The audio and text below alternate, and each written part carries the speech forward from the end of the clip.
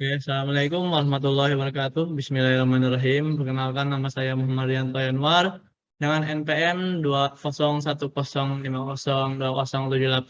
dengan prodi S1 Teknik Mesin Fakultas Teknik Nanjaya kelas 2 atau TMB. Langsung saja di sini saya ingin menyampaikan materi meteorologi. Oke, next.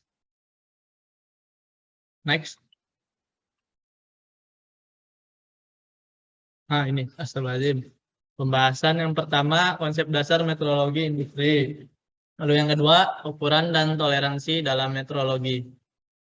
Next, batasan meteorologi. Meteorologi adalah ilmu yang mempelajari masalah pengukuran di sini, hanya yang berkaitan erat dengan perindustrian. Alhamdulillah. Dalam bidang perindustrian, biasanya banyak melibatkan ilmu pengetahuan keteknikan. Pengukuran di bidang keteknikan itu tidak hanya menyangkut pengukuran panjang saja, tetapi juga menyangkut pengukuran suara atau bunyi, getaran, tekanan, tegangan, gaya, puntiran, usaha, kecepatan aliran zat cair, dan temperatur. Dengan pengertian meteorologi industri, tidak hanya semata-mata ilmu pengukuran saja, akan tetapi pengertian meteorologi industri lebih mengkhususkan pada pengukuran geometri suatu produk dengan cara dan alat yang tepat, sehingga hasil pengukurannya mendekati kebenaran dari keadaan yang sesungguhnya. Untuk dapat melakukan proses pengukuran dengan tepat, maka setiap orang, apalagi mereka yang bekerja di bidang keteknikan, tidak harus mempelajari meteorologi industri. Yang dipelajari dalam meteorologi industri tidak hanya menyangkut cara menggunakan alat ukur saja, tetapi juga mempelajari pengetahuan-pengetahuan lain yang berkaitan erat dengan masalah pengukuran. Next. Meteorologi industri. Meteorologi industri merupakan ilmu untuk melakukan pengukuran karakteristik geometris dari suatu hasil atau bagian mesin dengan alat dan cara yang tepat, sehingga hasil pengukurannya dianggap sebagai yang paling dekat dengan geometris sesungguhnya dari komponen mesin yang bersangkutan. Next. Tujuan meteorologi industri. Tujuan mempelajari meteorologi industri adalah supaya dapat menguasai secara mendalam mengenai pengukuran sehingga bila diterapkan dalam perindustrian dengan mendapatkan hasil yang memadai, yaitu sesuai dengan yang dibutuhkan. Presisi dengan biaya yang serendah-rendahnya. Next. Secara rinci, tujuan meteorologi adalah sebagai berikut. Yang pertama, dapat mengelola laboratorium pengukuran baik yang ada di industri maupun di bengkel kerja pada pendidikan keterampilan teknik. Lalu yang kedua, dapat menggunakan dan membaca skala alat-alat ukur dengan tepat dan benar. Yang ketiga, dapat menentukan dan memilih alat-alat ukur yang tepat sesuai dengan bentuk dari objek yang akan diukur. Lalu yang keempat, dapat mengkalibrasi dan memelihara alat-alat ukur sehingga alat-alat ukur tetap terjamin ketepatannya bila digunakan untuk pengukuran.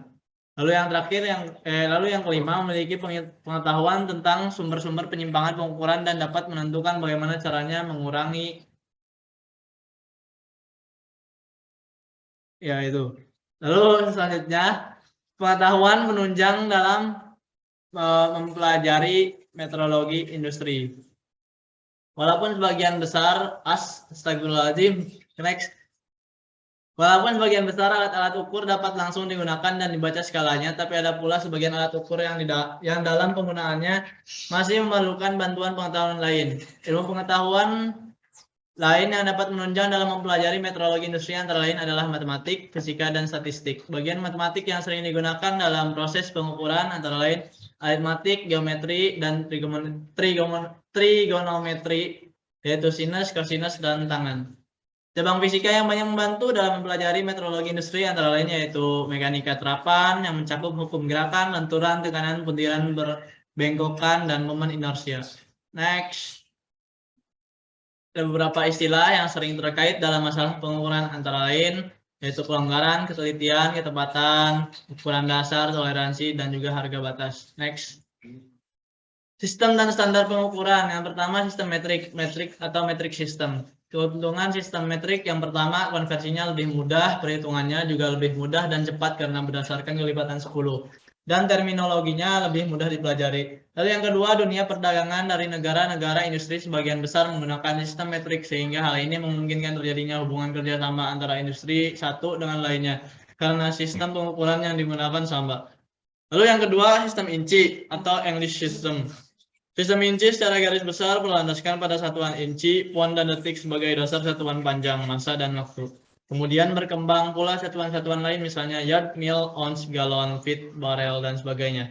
Pada umumnya sistem inci yang digunakan di Inggris British Standard dan Amerika National Bureau of Standards adalah tidak jauh berbeda.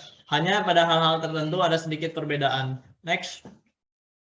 Standar pengukuran yang paling banyak dijumpai dalam pengukuran adalah pengukuran panjang atau linear, bahkan sudut pun bisa diukur dengan kombinasi pengukuran linear. Untuk dapat melakukan pengukuran tersebut diperlukan standar. Dalam pengukuran dikenai ada 3 macam standar, yaitu standar garis, standar ujung, dan standar gelombang. Next. Toleransi. Toleransi merupakan perbedaan ukuran dari kedua harga batas yang diizinkan, sehingga dari perbedaan ukuran ini dapat diketahui di mana ukuran dari komponen-komponen yang dibuat itu terletak. Besarnya toleransi merupakan selisih dari ukuran maksimum dan ukuran minimum.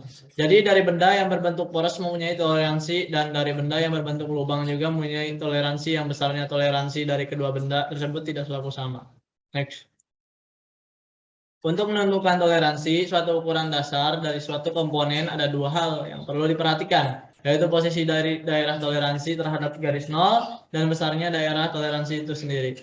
Posisi daerah toleransi terhadap garis nol. Posisi daerah toleransi terhadap garis nol merupakan suatu fungsi dari ukuran dasar.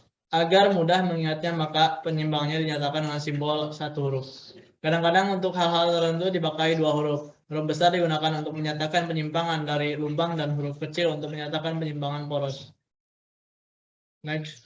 Suaian. Suaian pit adalah hubungan yang terjadi yang ditimbulkan karena adanya perbedaan ukuran sebelum komponen parts yang akan